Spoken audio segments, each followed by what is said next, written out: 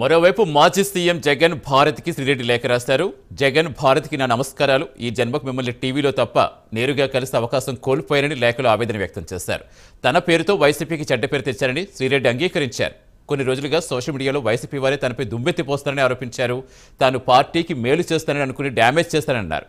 మీపై వీరాభిమానంతో ప్రత్యర్థులను అసభ్య పదజాలంతో దూషించారని, కాబట్టి తాను పార్టీకి పార్టీ కార్యకర్తలకు దూరంగా ఉండాలనుకుంటున్నానంటూ ఎక్స్ వేదికగా లేఖ విడుదల చేశారు. మరింత సమాచారం ఇచ్చేందుకు మా కరెస్పాండెంట్ రవికృష్ణ జాయిన్ అవుతున్నారు. రవికృష్ణ, తాజాగా చూస్తాం నా క్షమాపణలంటూ లోకేష్కి బంధువిముక్తులను చేయమంటూ లేఖ రాశారు. మరోవైపు ఇమీడియట్గా ఎక్స్లో మళ్ళీ జగన్కి భారత్కి లేఖ రాస్తారు. ఇంకా ఈ లేఖలో ఏమని పేర్కొన్నారు, అసలు ఏం చెప్తారు, ఈ లేఖలకు సంబంధించి ఎలా అర్థం చేసుకోవాలి? సతీష్, బుద్ధుడికి బోధుడిషి కింద ఏదైతే ఆయనకి జ్ఞానోదయం అయిందో అదేవిధంగా కూడా శ్రీరెడ్డికి ఎన్డీఏ కూటమి అధికారంలోకి వచ్చిన తర్వాత జ్ఞానోదయం అయినట్లుగా కూడా ఆమె అయితే మాత్రం ఎక్స్ వేదికగా కూడా చెబుతున్న పరిస్థితి అయితే కనపడుతుంది. ప్రధానంగా కూడా గత వైసీపీ పాలనలో ఉన్నప్పుడు, వైసీపీ అధికారంలో ఉన్నప్పుడు మాత్రం శ్రీరెడ్డి రెచ్చిపోయిన తీరు మాత్రం సభ్య సమాజం సిగ్గుపడే విధంగా కూడా ఉంది. ఆమె పెట్టిన పోస్టింగ్లు కానీ, వ్యక్తిగతంగా చేసినటువంటి విమర్శలు, ఒక పక్కన చంద్రబాబు నాయుడు కానివ్వండి, పవన్ కళ్యాణ్ కానివ్వండి, వాళ్ళు వీళ్ళని తేడా లేకుండా ఎవరి మీద పడితే వాళ్ళ మీద ఇష్టం వచ్చినట్లు అసభ్యమైన పద్యాలు, అన్పార్లమెంటరీ లాంగ్వేజ్, బండ బూతులతో మాట్లాడటం, ఈ విధంగా కూడా ఆమె అప్పుడు అయితే మాత్రం జగన్కి తానేదో మేలు చేస్తున్నట్లు భావించానని అయితే ఇప్పుడు ఈరోజు ఎక్స్లో చెప్పిన పరిస్థితి కనపడింది. ప్రధానంగా కూడా గత కొంతకాలం నుంచి ఆమె పోస్టింగ్లు ఏదైతే గత ప్రభుత్వంలో అధికారంలో ఉన్నప్పుడు, వైసీపీ అధికారంలో ఉన్నప్పుడు ఇష్టం వచ్చిన రీతిలో కూడా పెట్టినటువంటి పోస్టింగ్లు ఏవైతే ఉన్నాయో దానికి సంబంధించి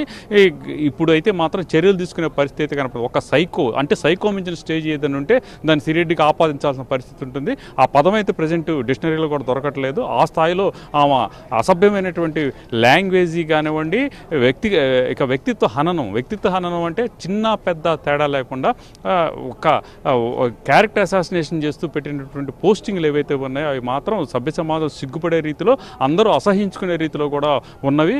అటువంటి సందర్భంలో ప్రజెంట్ అయితే మాత్రం సోషల్ మీడియాకి సంబంధించినటువంటి సైకో యాక్టివిటీస్ ఎవరైతే ఉన్నారో వాళ్ళందరి మీద చర్యలు తీసుకోవడానికి పవన్ కళ్యాణ్ మొన్న 10 రోజుల క్రితం ఏదైతే ఆయన ఇచ్చినటువంటి అటువంటి వ్యక్తుల్ని కనుక సమాజంలో వదిలేస్తే లా అండ్ ఆర్డర్ మాత్రం దెబ్బతింటుంది. కాబట్టి వాళ్ళని టార్గెట్ చేయాలి, మరోసారి ఇటువంటి వేషాలు వేయకుండా చూడాలి అనేటువంటి చెప్పినటువంటి క్రమంలో దానికి సంబంధించి ప్రధానంగా కూడా చర్యలు తీసుకుంటున్నటువంటి క్రమంలో ఇప్పటికి మొన్నైతే మాత్రం ఒక వారం రోజుల క్రితం అయితే అందరికీ సారీ చెప్తూ ఎక్స్లో పోస్ట్ చేసింది.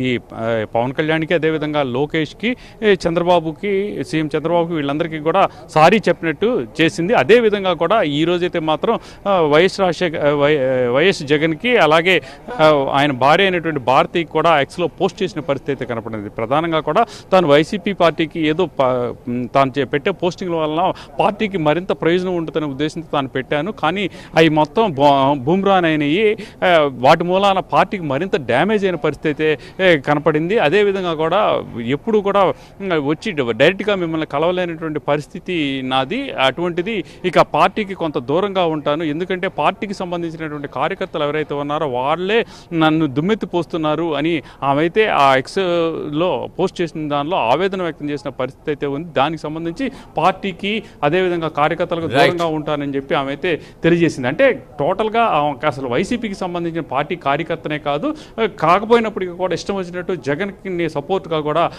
ఆమె ఇష్టం వచ్చినట్టు మాట్లాడిన నేపథ్యంలో ఆమె మీద ఇప్పుడు ప్రజెంట్ అయితే మాత్రం ఏపీలో చాలా చోట్ల కేసులు బుక్ అయినటువంటి పరిస్థితుల్లో ఈరోజు ఎక్స్లో పోస్ట్ చేయడం మాత్రం కొంత సంచలనం సృష్టించిందని చెప్పుకోవాలి. Right, thank you Ravikrishna.